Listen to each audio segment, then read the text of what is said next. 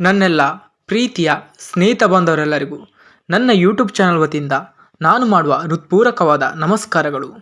ಇಂದು ತಮಗೆಲ್ಲರಿಗೂ ಅಮೃತ ಸಿದ್ಧಿ ಯೋಗ ಮತ್ತು ಸರ್ವಾರ್ಥ ಸಿದ್ಧಿ ಯೋಗದ ವಿಚಾರಗಳ ಕುರಿತು ತಿಳಿಸಿಕೊಡಲು ಬಂದಿರುತ್ತೇನೆ. ಅನುಕೂಲಕರ ಫಲಿತಾಂಶಗಳನ್ನು ಪಡೆಯಲು ಯಾವುದೇ ಪ್ರಮುಖ ಕೆಲಸವನ್ನು ಪ್ರಾರಂಭಿಸಲು ನಾವು ಯಾವಾಗಲೂ ಶುಭ ಮುಹೂರ್ತವನ್ನು ಪರಿಗಣಿಸಬೇಕು.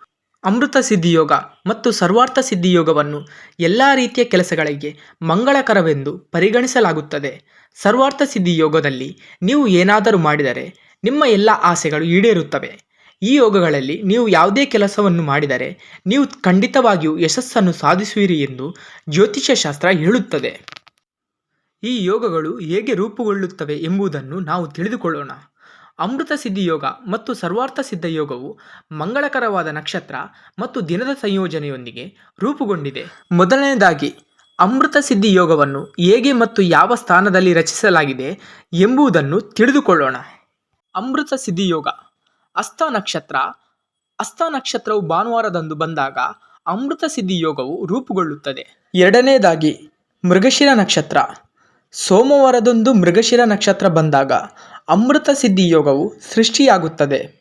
ಮೂರನೆಯದಾಗಿ ಅಶ್ವಿನಿ ನಕ್ಷತ್ರ.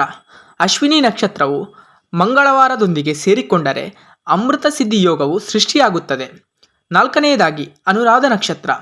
ಬುಧವಾರ ಅನುರಾಧ ನಕ್ಷತ್ರದೊಂದಿಗೆ ಸೇರಿದಾಗ ಅಮೃತ ಸಿದ್ಧಿ ಯೋಗವು ಉಂಟಾಗುತ್ತದೆ. ಜ್ಯೋತಿಷ್ಯ ಶಾಸ್ತ್ರದ ಪ್ರಕಾರ ಅಮೃತ ಸಿದ್ಧಿ ಯೋಗದಲ್ಲಿ ನೀವು ಯಾವುದೇ ಶುಭ ಕಾರ್ಯವನ್ನು ಮಾಡಬಹುದು.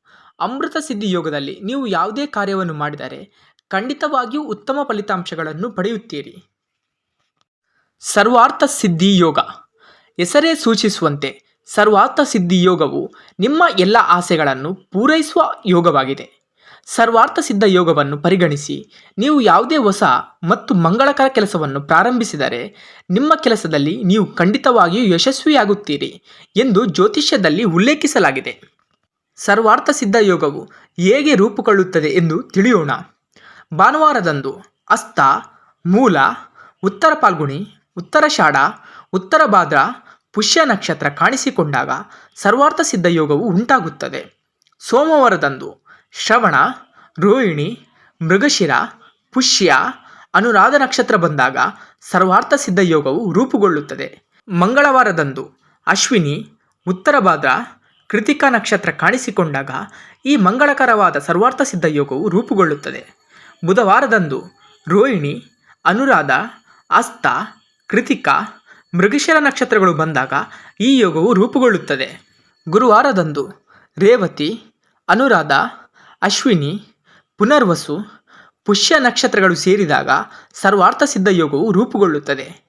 ಶುಕ್ರವಾರದಂದು ರೇವತಿ, ಅನುರಾಧ, ಪುನರ್ವಸು, ಅಶ್ವಿನಿ, ಶ್ರವಣ ನಕ್ಷತ್ರಗಳು ಬಿದ್ದಾಗ ಸರ್ವಾರ್ಥ ಸಿದ್ಧ ಯೋಗವು ಮಂಗಳಕರ ಯೋಗವು ರೂಪುಗೊಳ್ಳುತ್ತದೆ. ಶನಿವಾರದಂದು ಶ್ರವಣ, ರೋಹಿಣಿ, ಸ್ವಾತಿ ನಕ್ಷತ್ರ ಕಾಣಿಸಿಕೊಂಡಾಗ ಸರ್ವಾರ್ಥ ಸಿದ್ಧ ಯೋಗವು ರೂಪುಗೊಳ್ಳುತ್ತದೆ.